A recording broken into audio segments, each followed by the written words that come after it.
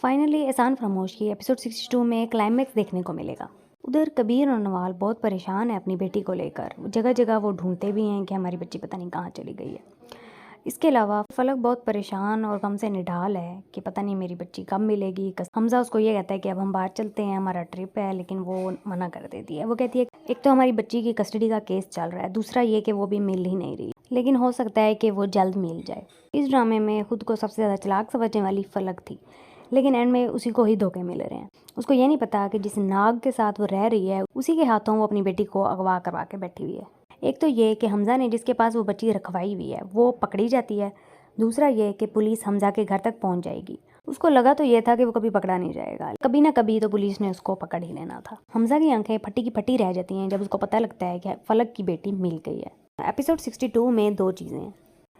पहली बात ये कि कबीर को उसकी बेटी मिल जाएगी, दूसरा ये कि फलक अपने हाथों से अपनी बेटी कबीर को वापस करेगी, क्योंकि वो इतनी लापरवाह थी कि उसकी बेटी उसी के शौहर के ज़रिए अगवा हुई। यूँ हमजा भी जेल चला जाएगा और फलक भी अकेली रह जाएगी। लेकिन कबीर की बेटी के मिलने के बाद अच्छी चीज़ ये होगी कि वो कबीर के हाथों में जाएगी।